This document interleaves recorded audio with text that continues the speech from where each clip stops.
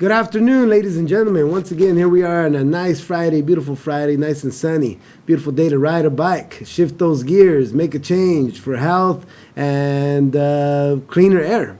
So last week was our first show for Shifting Gears, Transportation Justice for Pedestrians, bicyclists and riders, bus riders that is. We seen an awesome video from a mayor from Bogota, Colombia on TED Talk. So if I don't have a setup. I haven't been able to upload it yet, but when I do, I'll let you know where to capture it.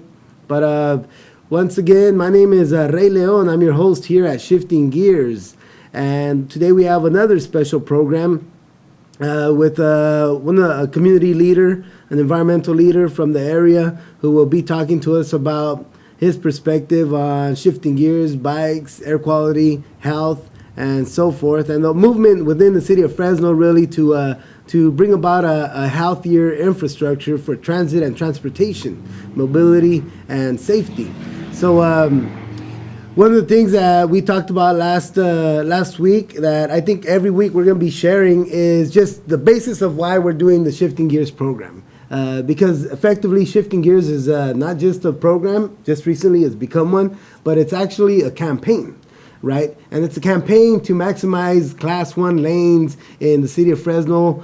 Primarily, we're looking towards empowering the environmental justice areas of our city, the low-income areas of the city of Fresno, southeast, southwest, central Fresno, central west areas, connecting it all up with Class 1 lanes. And as we spoke last week, Class 1 lanes are lanes that are also identified as bike paths, greenways, and these are lanes, these are pathways that are bicycles only, not shared with automobiles, bicycles alone, right? And of course, biggest opportunities to fulfill Class 1 lanes will be along the canals and along the rails. And so, indeed, it's something that it's going to be work. It's going to be work. But first and foremost, before any sort of work, before any sort of action, before any sort of accomplishment, what exists prior?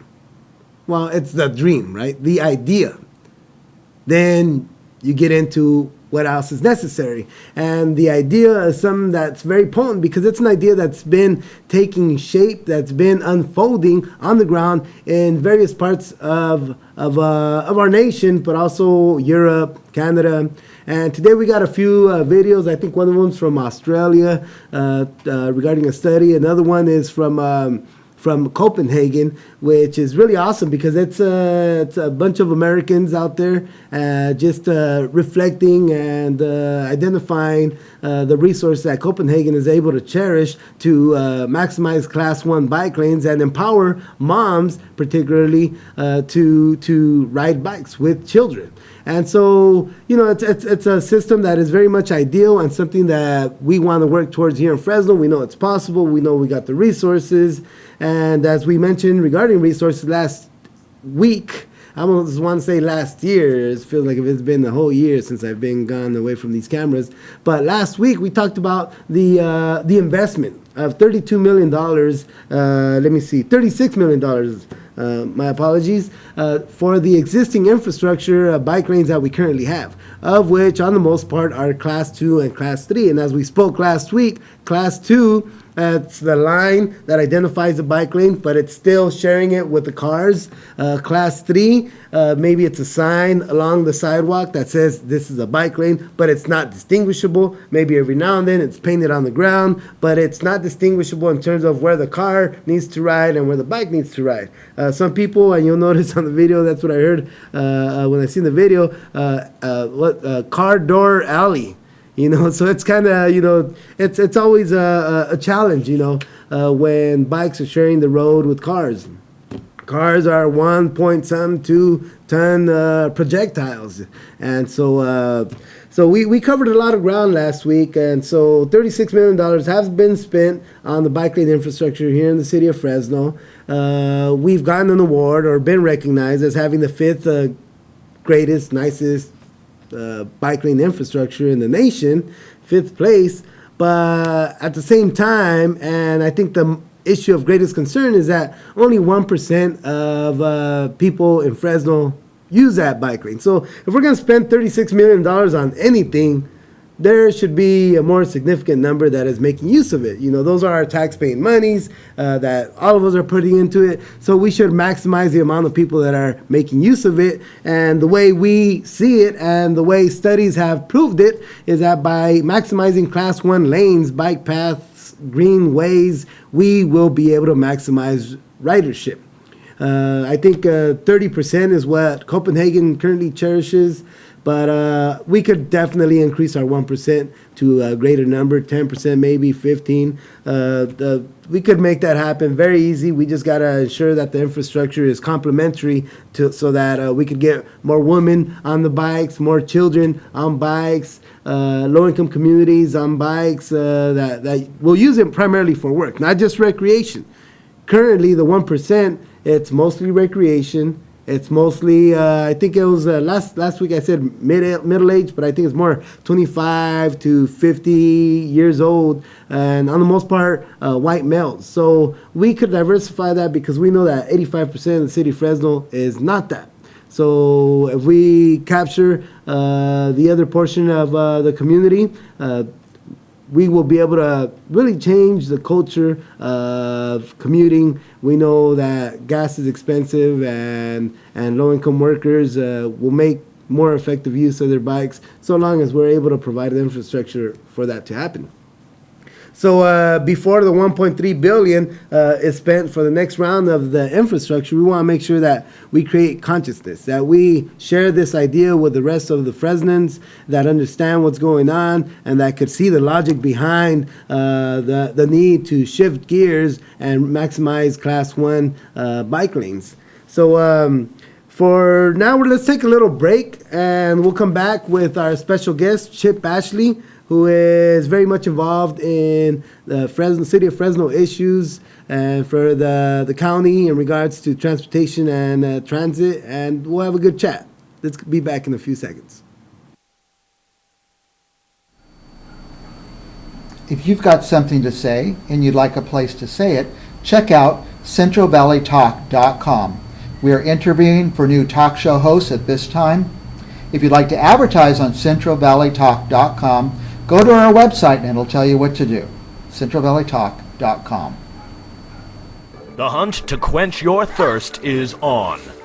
Ecolo Blue is a revolutionary atmospheric water generator producing water straight from the air, up to 8 gallons a day at 20 cents per gallon with no additional hookup required. Ecolo Blue is the clear champion of the water solution revolution. To health, to purity, to the pursuit. Ecolo Blue. Hi, Stan Gross of Horn Photo. Are you looking for a camera that takes better pictures than your phone? Why not give Horn Photo a shot? We can show you fantastic cameras from Nikon, Canon, Sony, and GoPro. Your time is valuable, so before you buy from Costco, Best Buy, or the internet, come see us. We've got great prices and deals, super knowledgeable staff, and we've been selling cameras in Fresno for 76 years. We're in the Villaggio at Blackstone and Nees, or go to hornphoto.com, Fresno's Camera Center.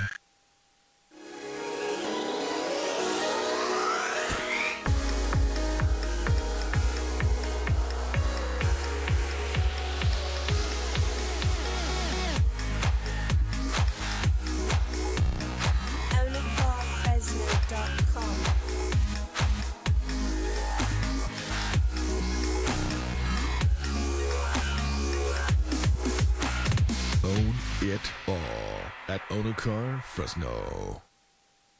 Ag is a vital part of the economy here in the Central Valley. Hi, I'm Ty Simpson, sales manager of the new Bland Solar office here in Clovis. And if you're in the ag industry, you've probably given thought to solar. Whether you run a dairy, orchard, farm, or ranch, at Bland Solar, we can custom design a system that's perfect for your business. The fact is that in this economy, replacing high-cost utility power with solar power is a great way to improve your bottom line. Bland Solar looks forward to serving the residents of the Central Valley. So call us today at 554-5657. Bland Solar, the Valley's expert in solar.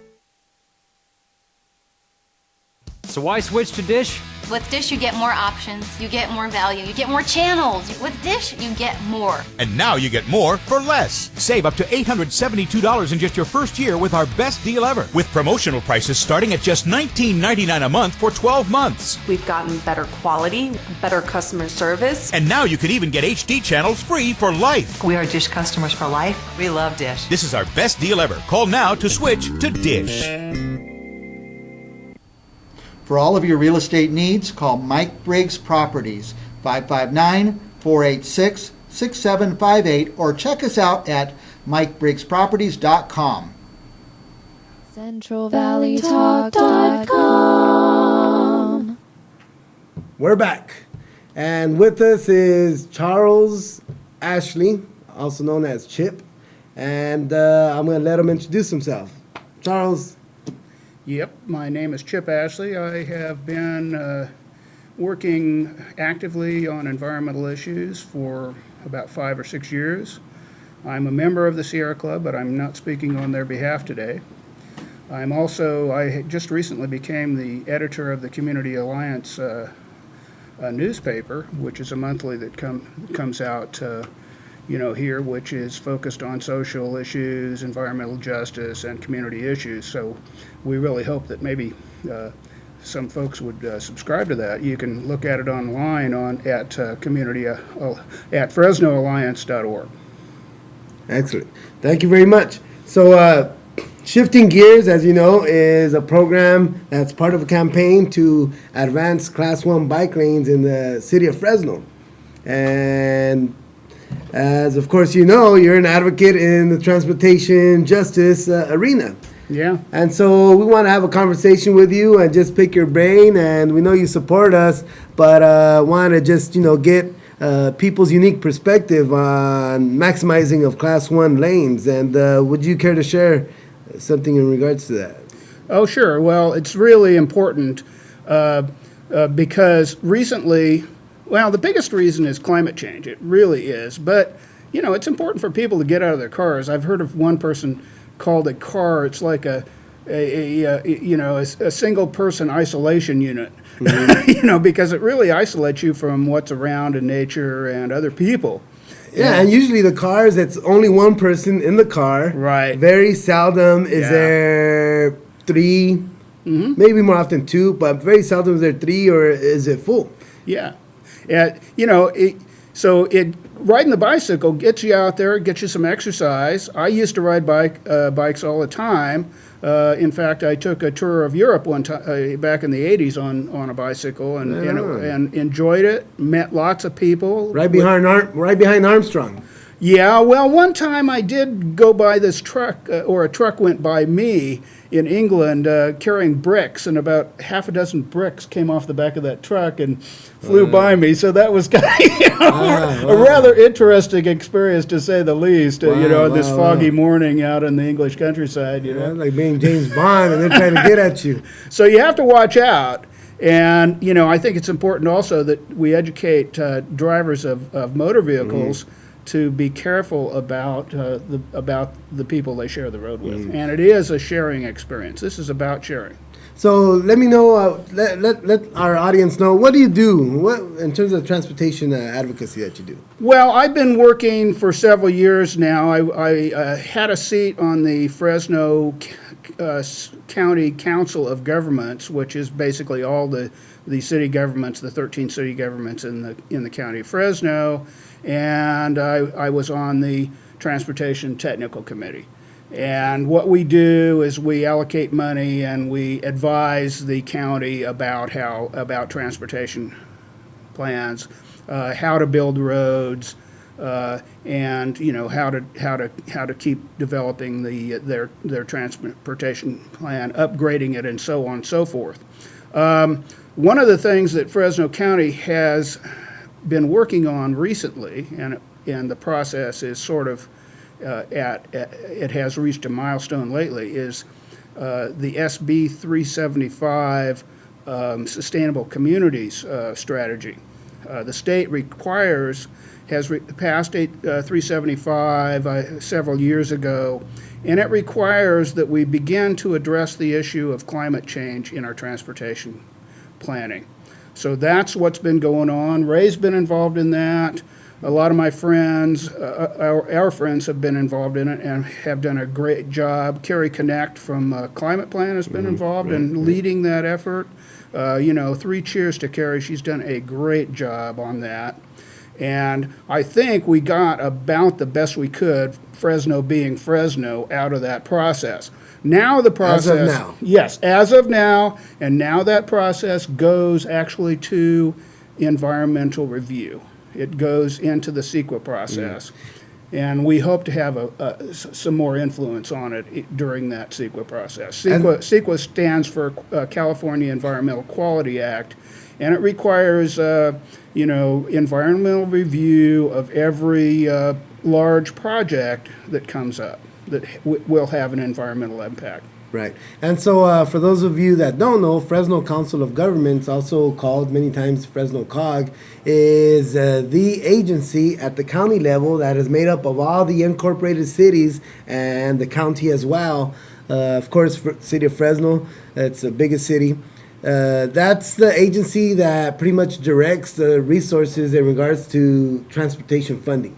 Right, so for the roads, for transit, in terms of rural transit, and all of that. And so the AB 32, which was the huge, Sort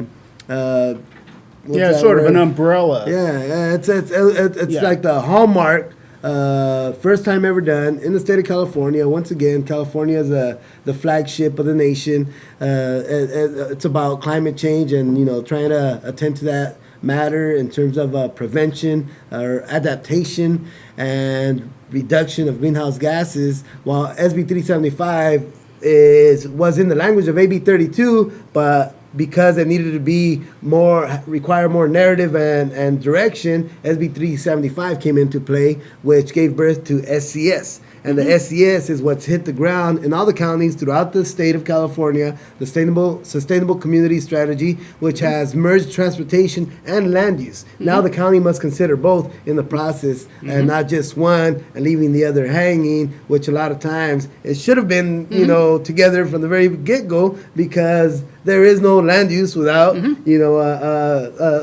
transportation routes to those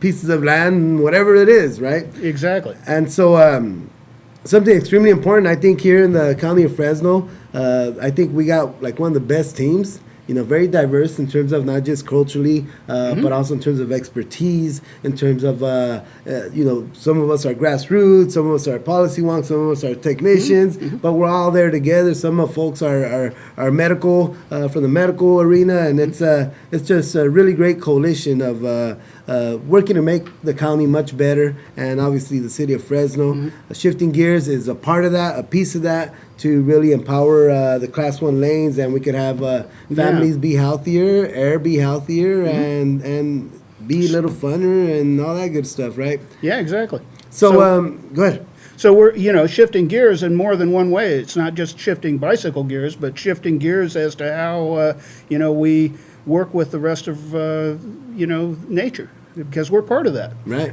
right. You're talking about SB 375.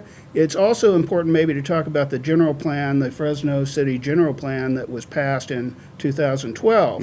And that is all about designing a community so people can walk and ride bicycles to work and to go shopping, so they have to use automobiles a lot less. And that will save a whole lot. Save families money, save the air quality in our region, which already has one of the worst in the nation, save us from a lot of emissions, and make people healthier. We got like top rates in terms of diabetes, obesity, and everything else, so we'll be able to really enhance it with this swift shifting of gears. Yeah, it's all focused on the concept of complete communities, so that people have everything, all the services they need within walking and biking distance, and so that rarely will they have to use a car. Unfortunately, Fresno was it's built on a foundation of oil, and so And it's been that way since the inception of the automobile, and really it's been about fossil fuels even since the very beginning of its time, when Fresno was built on the railroad in order to ship goods, all of the crops that were grown here, to places like San Francisco and Los Angeles and other places in the United States. And so basically this whole place, it's designed around fossil fuels. And now, since we have greenhouse gases and we have climate change, which is a result of, the Past 100 years of industrialization. Yeah, exactly. 200 since 1750. In 1750, in terms of greenhouse gas concentrations, it was about 250 parts per million in 1750. Now it's over 400 parts per million. That's an increase of 37.5%.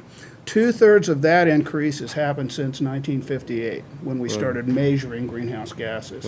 Wow. So we're in a very dire time in our human life. I mean, not even just periodically, but I think in the time frame of humanity, right? So we got to take things very serious in terms of how we're gonna reduce our emissions and improve on our innovations to really develop that infrastructure for sustainability and for healthier people, healthier families, and maintain our economy. And there's definitely a lot of opportunity within these innovations, right, to fuel an economy. As I would always tell the board members at the Air District, when we're promoting strengthening of a regulation, they would say, "Oh, you're going to kill a job." No, not at all.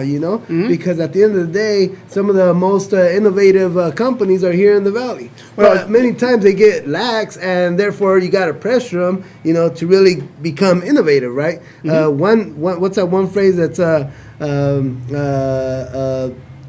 mother of invention?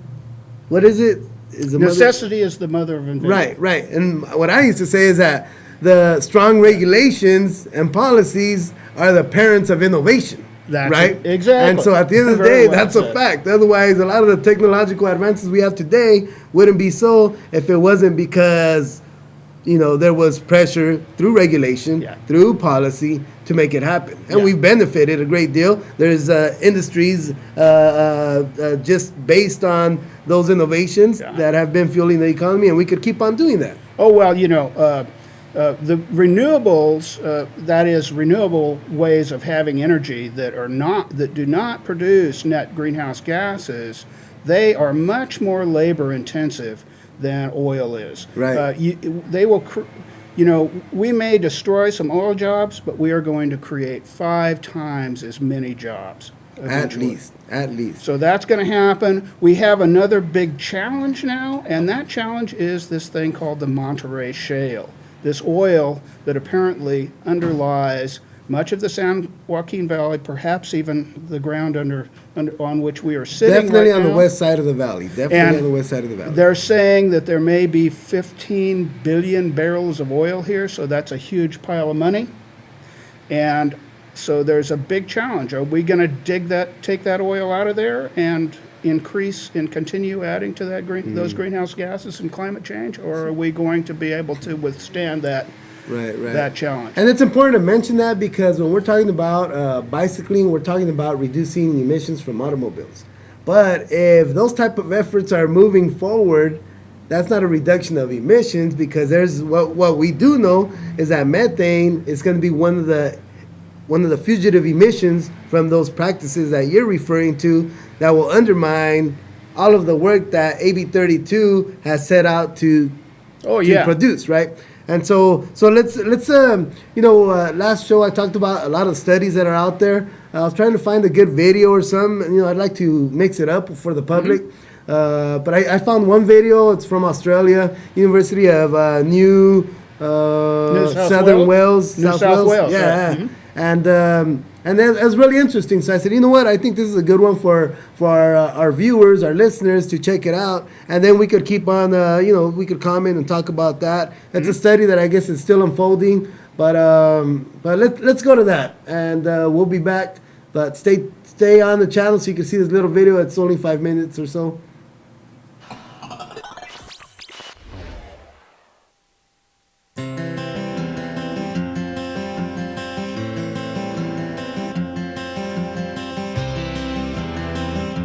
Getting on your bike these days can be an adventure, but not always for the right reasons.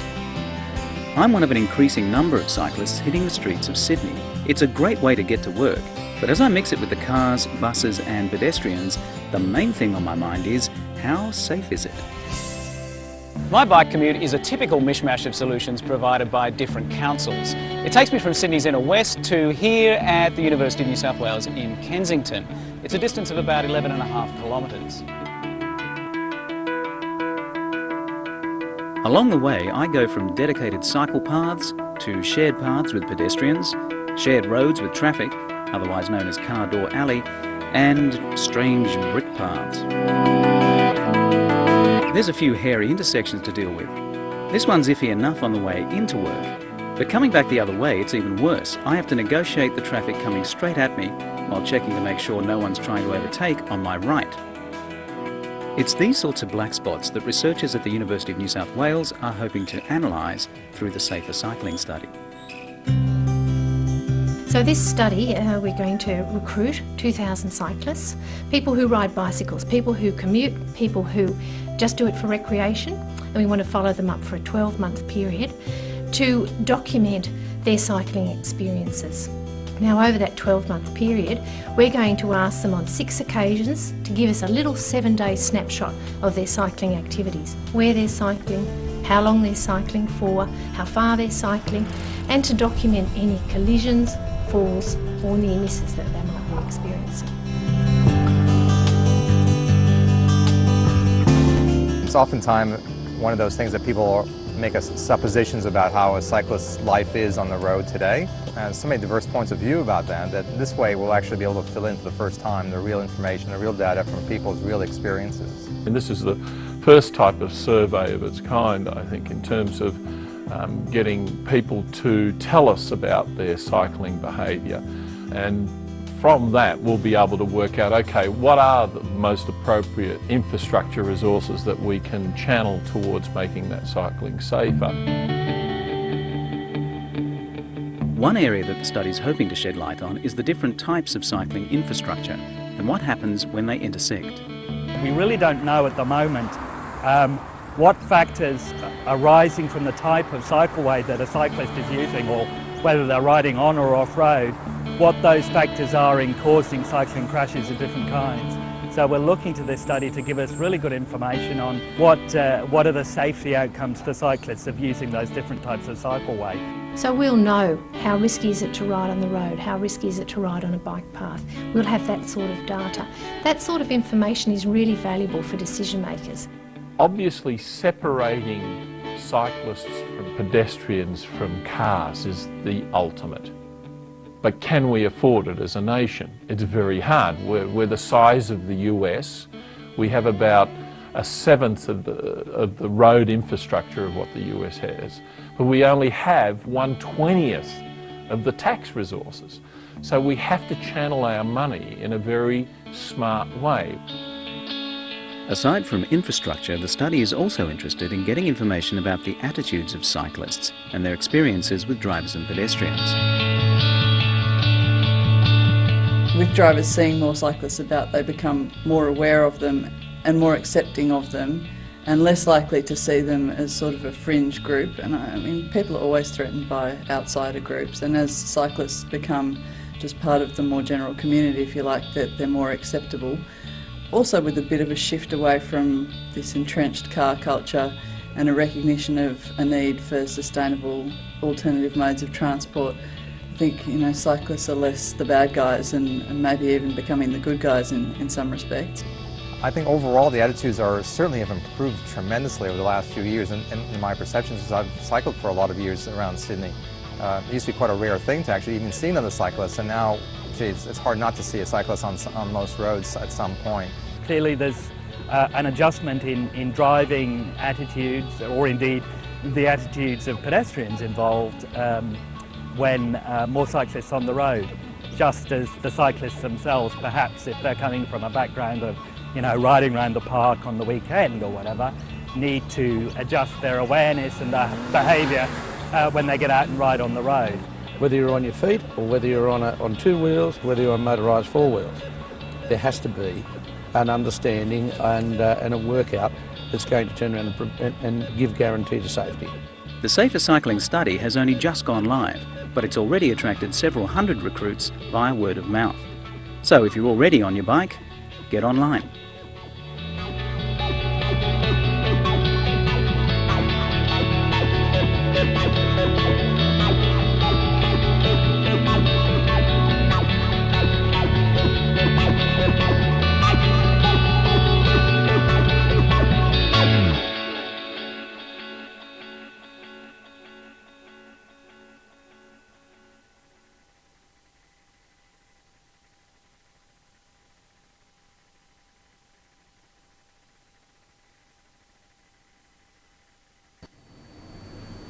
I'm Mike Briggs, owner and CEO at CentralValleyTalk.com. If you like talk radio, you'll love CentralValleyTalk.com. All local, all live, all the time, CentralValleyTalk.com.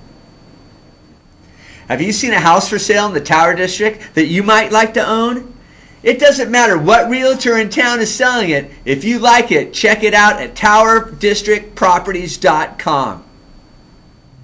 I'm Christopher Bundros. I'm a CPA in Clovis. People come to me who haven't filed their taxes in quite a while, or when they do file their tax returns, they're surprised by how much taxes they owe. Or when tax season comes along, their records are so disorganized they have no idea what their income or expenses are. Call me at 559-765-0313 to arrange a complimentary 30-minute needs assessment. You can also find me on the web at clovisaccounting.com.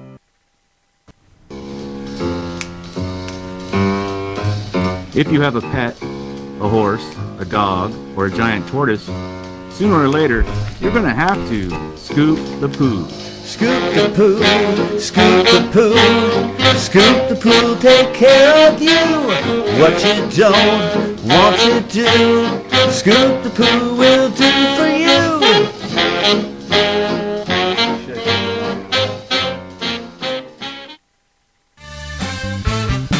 Hello, I'm Shelley at Horn Photo, and it's time to do more with your pictures. Get those images out of your camera, off your computer, and rescued from deep within your phone, and turn them into memorable photo keepsakes and gifts. Here at Horn Photo in Fresno, we have many wonderful photo items that we produce in-house, and we're here to help you find your individual style. So now's the time. Stop by Horn Photo in the Bellagio at Blackstone and East, or visit us online at hornphoto.com to explore the possibilities. Hey everybody, let's have some fun. Right. You only live once, and when you're dead, you're done. So let the good times roll. Let the good times roll. Let the good times roll. Watch Mike and Athena Fridays at 1 p.m. on CentralValleyTalk.com. So why switch to Dish? With Dish, you get more options, you get more value, you get more channels. With Dish, you get more. And now you get more for less. Save up to $872 in just your first year with our best deal ever. With promotional prices starting at just $19.99 a month for 12 months. We've gotten better quality, better customer service. And now you can even get HD channels free for life. We are Dish customers for life. We love Dish. This is our best deal ever. Call now to switch to Dish. For all of your real estate needs, call Mike Briggs Properties, 559-486-6758, or check us out at MikeBriggsProperties.com. CentralValleyTalk.com. Bueno, sí. United Nations, okay. Yeah, you support Shifting Gears. Good to hear it. Thank you. So there's a lot of support out there for Shifting Gears. Once people hear about it and understand what it's about and how it'll benefit their pocket, benefit the planet, and benefit the undermining of pollution, people support Shifting Gears. That's a very important thing. And we're here with Chip Ashley. My name is Ray Leon, host of Shifting Gears, executive director of the San Joaquin Valley Latino Environmental Advancement Project. And I'm here with Chip, local leader in transportation justice. And so I hope everybody liked that film. So it's a film about a study that they're creating that's important and safety. And what do you think about that film, Chip? Well, I think it's quite interesting. I have some questions about New South Wales. I wonder how it compares with Fresno, just in terms of, how large the footprint of the community is. Fresno's got a huge footprint, and so that makes it really hard to get from one end to the other on a bicycle. And again, the foundation is oil, which is kind of a squishy foundation if you think about it. You're on the right to oil. But I think one of the things that I seen on there, and one of the things that I kept on hearing is about safety. And what I kept seeing is there seems to be they got some greenways that pathways that are actually painted green, and I think that makes a huge difference. It's kind of like if you don't have a road, how do you drive your car, right? Yeah. Therefore, if you don't have a pathway that provides access and safety when you're biking, then yeah, of course it's gonna be difficult. Reduce the amount of riders out there, right? Yeah, people are afraid of it. And and one comment was, well, it's tradition, or they've acculturated it. And one of the reasons why that is so is perhaps because prior to the roads being as busy as they are with automobiles, with these 2-ton projectiles, then the culture was adopted and it got passed on, right? So it makes a difference. And what we want to do with shifting gears is build those greenways, those Class 1 bike lanes, so that we could start bringing the folks that are not traditional riders of bicycles in the city, but we know we'll ride them because of either income constrictions, and it's a way to save money. And so it's like if you build it, I think to a good extent, if you build it, I think they will come. But of course, it can't happen, as was mentioned right now, as you said, without an educational campaign, which I believe Shifting Gears is all about that, right? Yeah, and Fresno, the oil companies have taught us that cars are part of the American dream. So, but now we're confronting this climate change thing, and it's come about rather abruptly. If you think about it, it's only been maybe 15 years since we really started hearing an awful lot about it. Yet we've got 80, 90 years worth of propaganda from oil companies telling us how wonderful cars are, and from Detroit telling us how wonderful cars are. Now Detroit's in the dumps. Detroit's in the dumps, the climate's in the dumps, so we're getting all of these really wide swings in the climate. A lot of people call it climate change. I heard recently somebody call it climate weirding. That which really struck me as an interesting way of looking at it, because you get these really freaky kind of storms happening, 100-year storms or 500-year storms happening pretty regularly now. So, it's pretty clear that it's happening. So people are going to have to unlearn that culture. And because Mother Nature, let's face it, Mother Nature does not negotiate. She's a real hard-nose about that. Right. And, yeah, I mean, at the end of the day, it'll be only us that'll be extinct, not Earth, right? Earth will keep going. Other folks will evolve. So, yeah, I think it definitely is a matter of infrastructure. You need the physicalness to exist, but it can't happen without the awareness, the education piece, right? And, let's throw on that other video because it touches on that, and I think it's a good springboard to continue the conversation.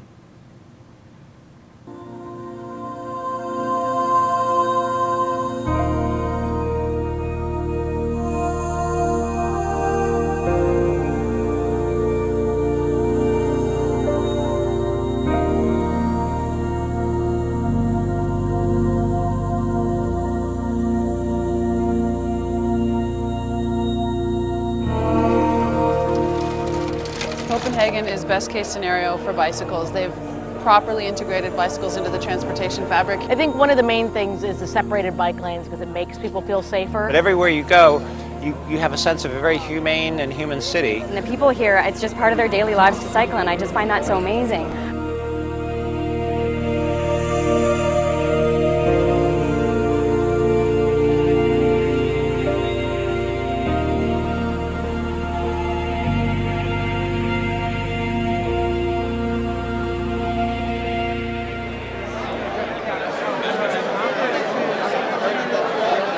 The fact that there are around about 100 people here from North America, from the US and Canada, I think is cause for optimism, because I think one of the things we've lacked in the US is the real belief that this stuff actually works. That we've been sort of making it up and saying Copenhagen's like this, but until you really see it and touch it and feel it for yourself and you ride the streets of Copenhagen during rush hour, it's really hard to believe. They have created a system where every single road works for bicycling. Some of them are quiet streets where you just ride right on the street. Some of them they have painted bike lanes, but more often they have cycle tracks, which are these elevated bike paths. It's only 2 or 3 inches of elevation with a little bit of curb and some asphalt filled in, but the difference that it makes is really profound. They've really made safe facilities, comfortable facilities, facilities that are welcoming for people of all skill levels. What you do have is a lot of cargo bikes that are often moving slower. You've got a mom or dad pedaling 1, 2, sometimes 3. I've seen children in the cargo bikes. And that slow speed is not only accommodated, but it's almost celebrated. A lot of times in the US, when you're riding your bike, you feel almost like an outlaw. You feel like, oh, can I just find a little tiny bit of space for myself? Here, you feel like they're just laying out the red carpet for you. In American cities, when you come to a really busy street, that's when you really tense up and you wonder, can I get across this street? When you come to a busy street in Copenhagen, you say, oh good, I know I'm going to find a cycle track here and it's going to be a quick route and I'm going to be where I need to be in 5 minutes. I mean, what a difference from just about any place else that I've been.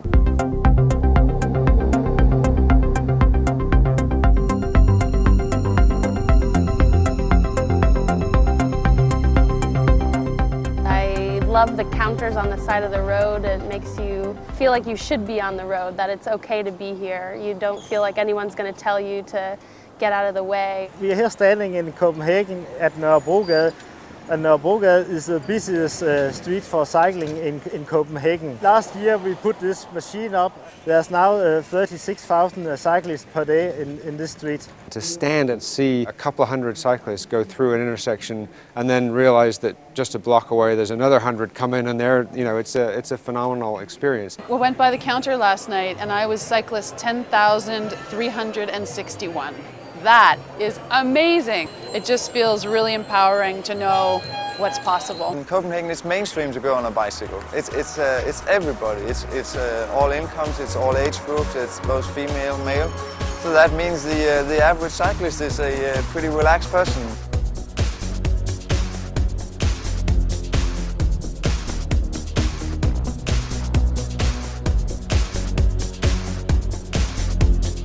I've heard from some of the Copenhageners that it's 55% women biking here in the city, which is really impressive, and it feels like that. One of the main things is the separated bike lanes because it makes people feel safer, and the slow speeds of cars also makes people feel safer with their kids. You see just like these buckets of kids. The cargo bikes, you know, your child's in the front with you. You know, you can put your groceries in there. You can just totally utilitarian, everyday kind of stuff. Why wouldn't you ride? Why wouldn't women and children ride here? It just seems so practical and so obvious. You see these women wearing skirts and dresses and high heels and just pedaling around. They obviously feel comfortable taking their kids on bicycles. The one thing that I've noticed here are a lot of really little bikes, and they're like 4-year-old kids, and they ride a straight line and they're super on it, and they ride better than most American adults. The kids have training at schools in the third year, third grade. And again in the 9th grade, and they have to do, you know, proficiency tests on the bike lane signaling and all that stuff. My son, who's 8, he was riding on the bike lanes to kindergarten with me, or to daycare when he was 3.5 with his training wheels, you know, riding along. And it's just the way it is. You have to. It's a practical solution. The kids have to start riding so you can get around the city.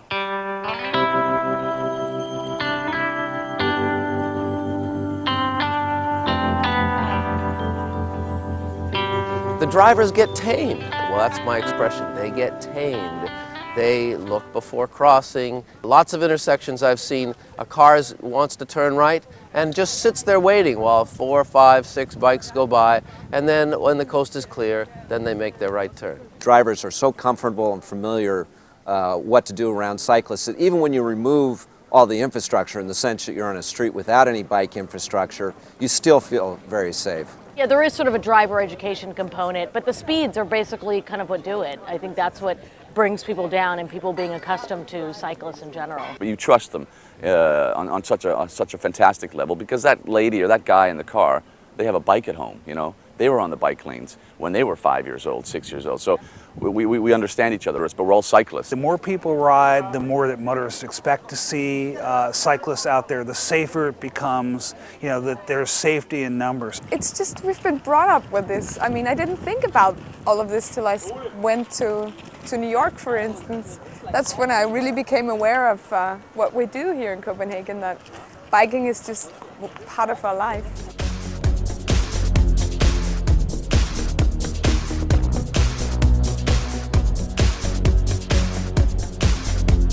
I've never once had to lift up my bicycle. There's ramps at every stairwell. There's places to put your bicycle. It's lovely. You know, one of the things that just is an incredible feeling of freedom here is to roll up to your apartment or a store or a restaurant. You slip the key into that simple little back tire lock, click it, pull the key out, and you walk away. No wrapping a chain around, you know, a tree or a pole. It makes even shorter bicycle trips more possible. It's very impressive to see the special infrastructure, the special traffic treatments, the little tiny turn pockets, the traffic signalization. We have the green wave here, the signal timing that supports a continuous and comfortable bicycle movement. For example, you would have a green wave adjusted for the speed of the bicycle instead of for the speed of the car. So we have, for example, a stretch where you can pass. If you travel with the 20 kilometers an hour, then you can pass, I think it's 14 traffic lights that will all be green for you. Wherever they're doing construction, you know, road construction, they always drop down these temporary asphalt ramps. You know, so that even if they're just working on it for half a day or a couple hours, you never have a curb where you approach. There always will be a transition. This is the Danish Parliament where I work, and one of our big victories in recent years was that we got about 10-15 parking lots shut down and turned into bike parking. Every morning you'll see parliamentarians, you'll see all the people working in the parliament coming with their bikes, placing them in front of the parliament. This is the most beautiful, wonderful bike city in the whole world.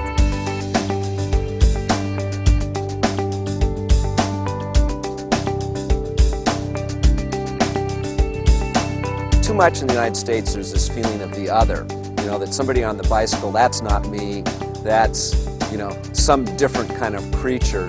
And here it's very clear, no, the person on the cycle, that's just me using a different mode of transportation. Copenhagen has hit some point of transformation where bicycling is cheaper, easier, quicker, perhaps safer than any other mode of transportation. And so it's just what people do. I think if we can succeed in making our streets back home safe and welcoming for moms, for parents bringing their children out, we will have succeeded. The painted bike lane is great for the committed and enthusiast cyclist, but for the next big swath of the population, that isn't going to be enough. We need to find a way to give bicycle riders a place that's comfortable and inviting and has a sense of safety. We don't have that yet. So we need to move on that, and we need to accompany it with promotion and education and explanations. We could do this fairly easily and fairly inexpensively in just about any U.S. city, and the only thing that we would need to do is have the will and the political power to squeeze the cars a bit. We like to say, to sort of put people at ease, that, oh, Copenhagen didn't do it overnight and they took 40 years to get where they are today. We don't have the luxury of waiting 40 years to get to that point in U.S. cities. We have to do it a lot more quickly. To me, it is fantastic to be in a city where every morning when you wake up, you have the feeling that the city is a little bit better than it was yesterday. It's remarkable to have that feeling every morning for 40, 50 years. And that is the case here in Copenhagen.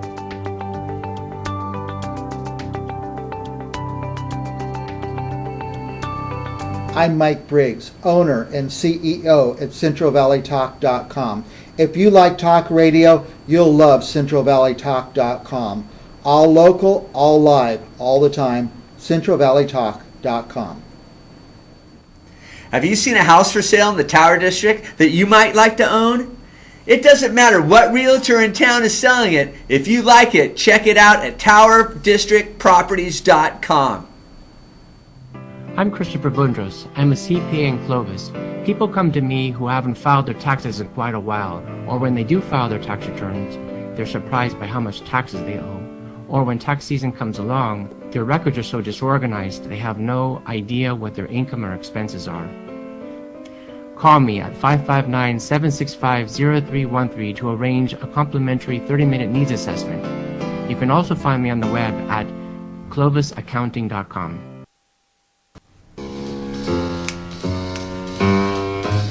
If you have a pet, a horse, a dog, or a giant tortoise, sooner or later, you're going to have to scoop the poo. Scoop the poo, scoop the poo, scoop the poo, take care of you. What you don't want to do, scoop the poo will do for you.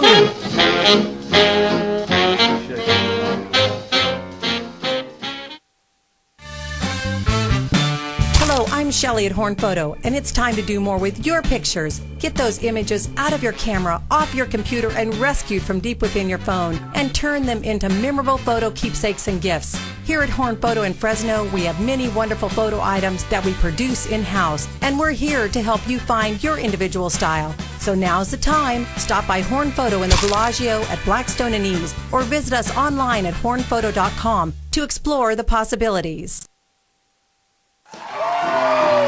Hey everybody, let's have some fun. Right. You only live once, and when you're dead, you're done. So let the good times roll. Let the good times roll. Let the good times. Watch Mike and Athena Fridays at 1 p.m. on CentralValleyTalk.com.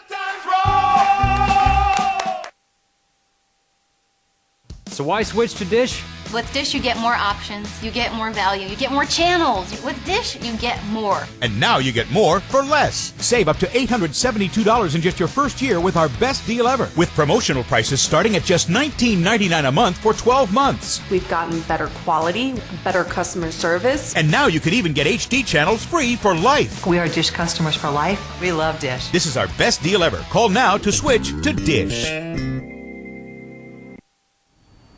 For all of your real estate needs, call Mike Briggs Properties, 559-486-6758, or check us out at MikeBriggsProperties.com.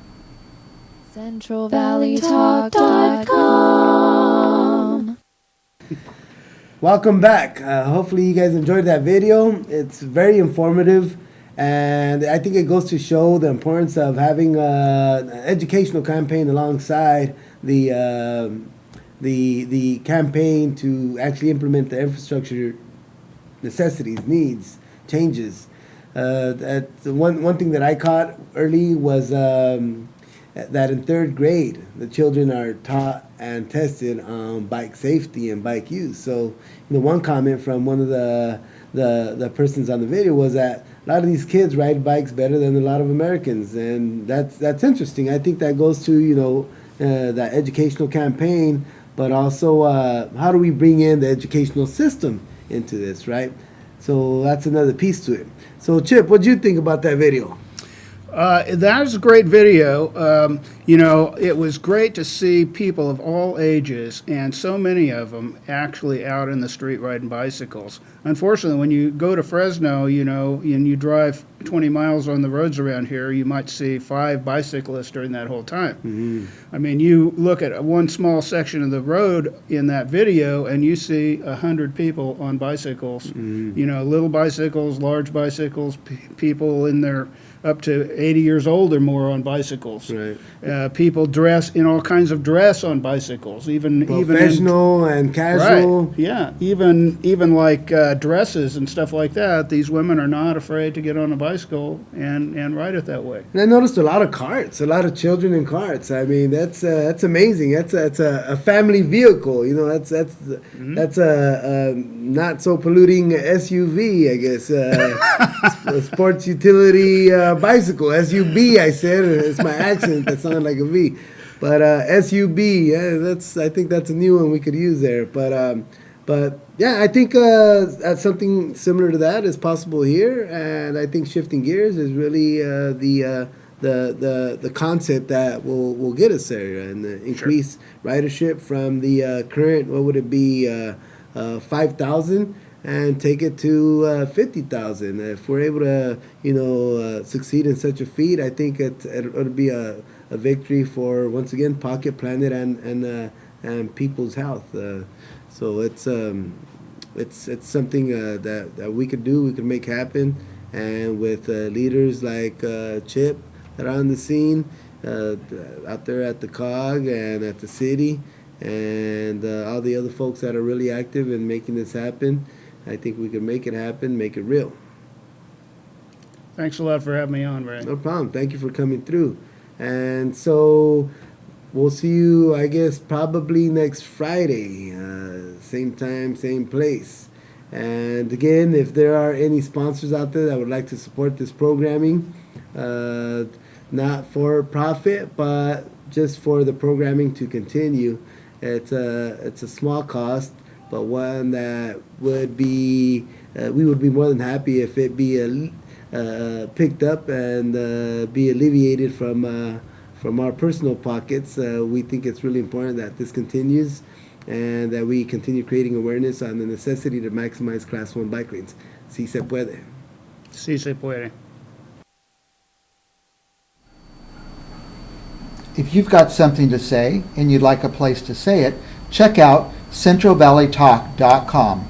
We are interviewing for new talk show hosts at this time. If you'd like to advertise on CentralValleyTalk.com, go to our website and it'll tell you what to do.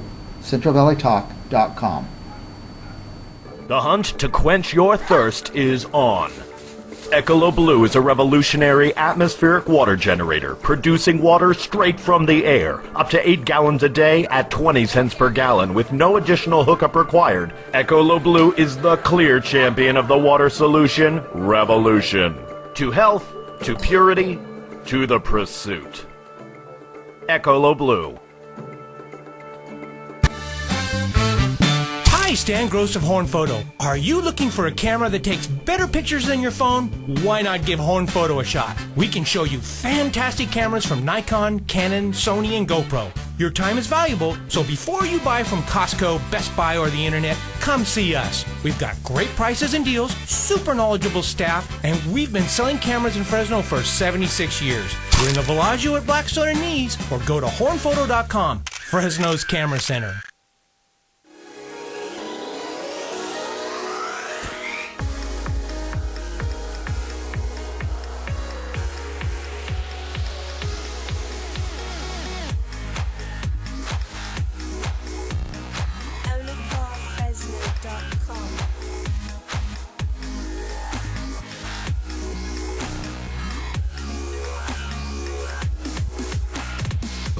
It all at Onacar, Fresno. Ag is a vital part of the economy here in the Central Valley. Hi, I'm Ty Simpson, sales manager of the new Bland Solar office here in Clovis. And if you're in the ag industry, you've probably given thought to solar. Whether you run a dairy, orchard, farm, or ranch, at Bland Solar, we can custom design a system that's perfect for your business. The fact is that in this economy, replacing high-cost utility power with solar power is a great way to improve your bottom line. Bland Solar looks forward to serving the residents of the Central Valley. So call us today at 554-5657. Bland Solar, the Valley's expert in solar. So why switch to Dish? With Dish, you get more options, you get more value, you get more channels. With Dish, you get more. And now you get more for less. Save up to $872 in just your first year with our best deal ever. With promotional prices starting at just $19.99 a month for 12 months. We've gotten better quality, better customer service. And now you could even get HD channels free for life. We are Dish customers for life. We love Dish. This is our best deal ever. Call now to switch to Dish. For all of your real estate needs, call Mike Briggs Properties, 559-486-6758, or check us out at MikeBriggsProperties.com. CentralValleyTalk.com